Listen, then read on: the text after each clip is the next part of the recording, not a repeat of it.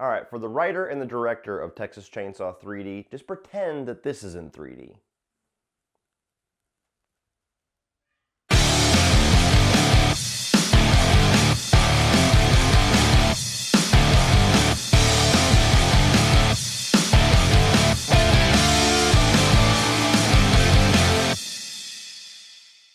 So Texas Chainsaw 3D is a direct sequel to the 1974 original Texas Chainsaw Massacre, and it tells the story of a young girl who finds out she's got this long-lost grandma that left her this huge estate, this badass house, and her fucked up cousin Leatherface in the basement. Alright everybody, this is the end of my Texas Chainsaw Massacre review series. It's a little bit bittersweet. I've enjoyed going over this franchise. Some of these movies I've never seen before. Texas Chainsaw 3D I have seen before, but I remembered absolutely nothing about it. So rewatching it in preparation for this review might as well have been the first time I've seen it. And oddly enough, Texas Chainsaw 3D, from what I can tell online, is the one that people who love this franchise hate the most. They despise this fucking movie, even more than Next Generation, believe it or not. And I totally understand why. I don't think it's quite as bad as Next Generation, I'll go ahead and get that out of the way, but this is a bad movie. It makes cardinal sin after cardinal sin after cardinal sin. It's watchably bad, but it's bad. First off, you got the whole premise about going back to the beginning, getting rid of all the sequels and going back and following directly from the end of that 1974 film, which always, whether or not you deliver on it or not, that tells the fans that you are going back to deliver something better than what came before. And this is not an example of that. The movie starts off, you get the tail end of the 1974 film, then all of a sudden they add some more stuff to it, kind of like Halloween going into Halloween 2, where the sheriff and all the mayor and all of his redneck buddies are coming to burn down the Sawyer estate. You have this huge shootout. Basically everybody in the Sawyer family dies except for a young infant who gets taken by one of these people who murdered the Sawyers and raised as their own, who ends up growing up to be Alexander Daddario, our main character, and then set forth the plot of this movie. Which just in that initial setup, that creates numerous issues. First of all, there is a house full of Sawyers. You got even Gunnar Hansen, who played the original Leatherface, as one of the Sawyer family. You get Bill Moseley, who played Chop Top in Part 2, who's coming back to reprise the role of Drayton Sawyer because the actor who portrayed him in the original movie actually passed away in 2003. So the little cameo side of it is kind of cool. And you even get the woman who played Sally Hardesty playing Verna, the mother of the Sawyer clan. But then you get like 6 or 7 other people who are just randomly in this house that are part of this Sawyer family, and it just begs the question of where the fuck were they during the 1974 movie? Because it's literally 5 minutes between the end of 1974 Texas Chainsaw to the beginning of this, and there's a house full of people, so it's not like they rallied the troops. These are people who are supposedly staying in this house, or at least on the property.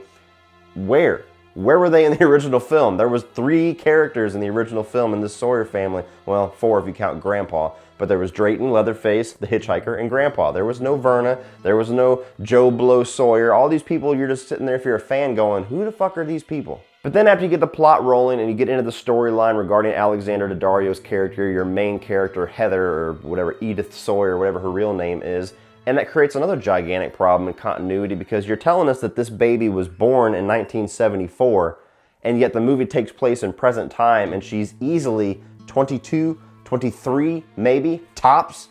How does that work? She should be in her 40s. And they could have made this movie work if they had said that this takes place in the 90s, but they don't bother to do that because the writing and the directing is so incompetent that they definitively put this movie in modern day, even going as far as having a scene where a cop has got his gun out and he needs a flashlight, and instead of just giving him a regular flashlight to keep that continuity, he has a cell phone, which tells you modern times and throws off the entire plot of this movie. Now in the grand scheme of things, as far as the way this movie goes on, if you just ignore that tiny little detail, it really doesn't mess up the entire movie, but that is a gigantic show of how incompetent the filmmakers were with this, because that is a huge fuck up with your storyline. But as far as the character of Heather, she's a decent enough character. She's not really that egregious of a person to follow. Alexander Daddario does do decent enough. This was really early in her career. This is before she kind of somewhat became a recognizable name. Thank God for True Detective.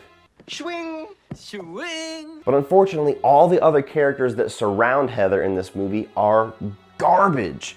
You get her boyfriend, played by Trey Songz, which if you've followed me for any amount of time, you know that that is one of the things that I say tells you right away that your horror movie is going to suck is if you put a music artist in one of the main roles, and he's not very good. He's not an actor, and it shows. So scratch that character off. Then you get her friend who's kind of the trashy one who's trying to sleep with everybody and kind of has this weird little betrayal relationship going on with Alexander Daddario, which they never even resolve in the movie. So that character's wasted. You get the boyfriend-ish of that character, the one that's kind of the chef. He gets to go nowhere. You don't even barely get to know him, so he's off the list. You get the fucking hitchhiker, which I thought was going to be kind of like one of the Sawyer families, like maybe a retread, like they're picking up a hitchhiker. This sounds familiar, but again, he gets wasted. He's the first victim of the movie. You don't even get to know him, and it tells you how stupid the characters are too, because they pick this guy up, they take him to this new house, this big badass estate, and they're looking at all this new stuff that has now belonged to Heather, and then they go off to the store and they leave this guy here to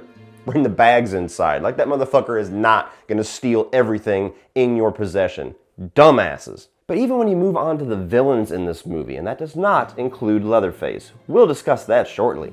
You get into the villains, I believe their names were the Hartmans, the other family, the other Southern family, the rivals to the Sawyers, the one that murdered the Sawyers. You get the mayor, you get his son, played by Scott Eastwood, who is just a terrible actor. Clint, talk to your son. He's not good.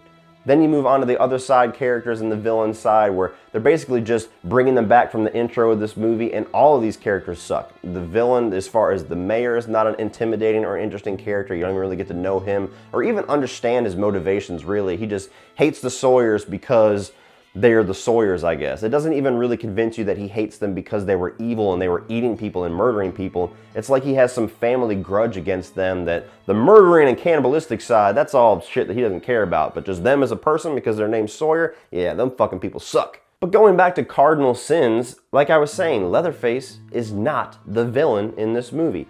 He kills people, he kills some of the main characters, you don't give a fuck about him, but he kills them, but he is not the villain. One of the worst fucking mistakes you can make, not only in a horror movie, but in a movie that stars one of the great horror icons like Leatherface, is to turn them into a sympathetic villain or an anti-hero. Fuck you.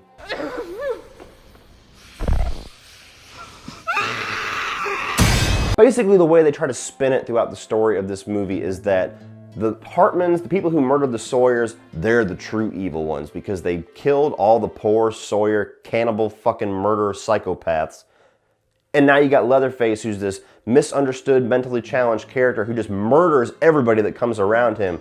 But you try to convince the audience that he's actually just a good guy. He just wants to be left alone. And it's those bad Hartmans that are the true villains. Are you fucking kidding me? If you want to give Leatherface some other villains to take out in the movie, fine, but do not make him a fucking hero. They even go as far as to flip the entire mental state of the main character Heather throughout this movie, where she's running from Leatherface, she's seeing all of her friends, her boyfriend, her best friend get murdered one by one by Leatherface in this situation with this house, and then all she has to do is sit in this little police station and read through some old newspapers that were conveniently left out that talks about how the Sawyers were all murdered. She puts it all together in her head and decides, I'm a true Sawyer at heart, and those fucking Hartmans need to die. All leading up to that iconic line where she tosses Leatherface his chainsaw and says, do your thing, cuz. Do your thing, cuz. Okay, bitch. Did you not remember that he murdered all the people that you came to this town with? Have you forgotten that? But yeah, apparently she forgot all that shit because the movie goes into its climax, and at the end she vows to stay in this house and take care of Leatherface for the rest of his life or her life, whoever dies first. Apparently he's in his 70s if you follow the timeline of this movie, so maybe she'll get off a lot earlier than it seems. But yep, she's gonna vow to take care of Leatherface, this deranged, mentally challenged, sadistic, fucking cannibalistic murderer, as if he's some young child that she has to save. It's so hard not to give this movie a fuck this movie. It is so hard. But a few things saved this movie from getting a fuck this movie, and it's just gonna bring it to that next tier of dog shit.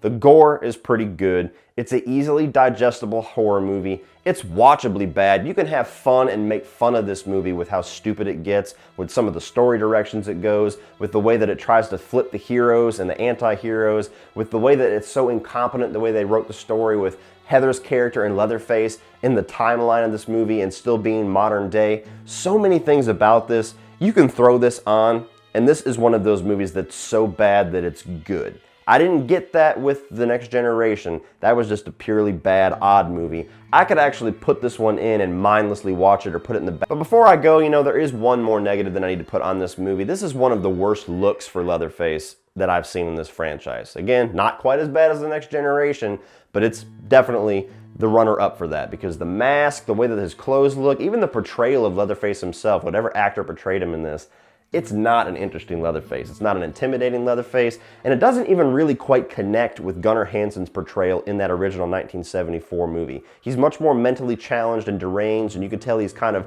the puppet on the strings in that original movie, whereas this one, he's thinking, he can hear things on the radio and know exactly what's going on. He's got all this will and this drive, and he's going way outside of this house into carnivals and into the other side of town, into this meat factory to try to get revenge and try to kill off the last remaining victim, because apparently Sally Hardesty left this big open hole in Leatherface's life that if any other victim gets away, he's gonna freak the fuck out. Everything surrounding the Leatherface in this movie is just, nah. This, you could tell, was a movie that was written to be kind of just a generic 3D quick cash grab movie, and then they kind of spliced some Leatherface and Texas Chainsaw Massacre storyline into it to halfway make it work, and it doesn't quite work. Actually, it doesn't work at all. And let me talk about the 3D effects for a minute. I didn't see this movie in the theaters. I knew it was gonna suck, so I didn't waste my money. And there's not really a good enough, accurate way to recreate that at home, even with a 3D Blu-ray or anything like that. So the 3D effects in this movie just seem like a waste to me. It's thrown in so you can add a few more dollars to your movie tickets. You can get a little bit more money. You can get the average person once in a while who wants to just go see a 3D horror movie because they like that little gimmick and that effect.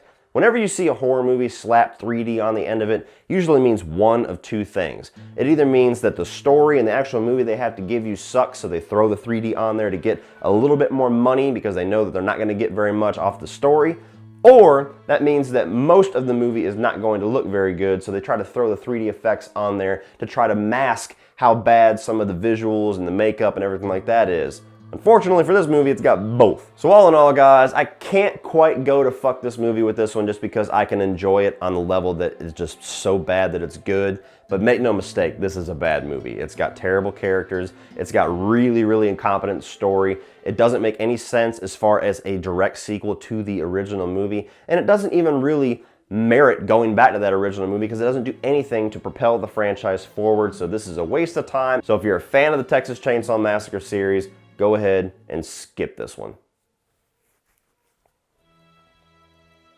So what do you guys think of Texas Chainsaw 3D? Are you on the camp that think that this is by far the biggest pile of shit in this franchise? Or are you kind of with me where you definitely acknowledge this is a bad movie, but it's watchable enough because it's so stupid that you enjoy the stupidity?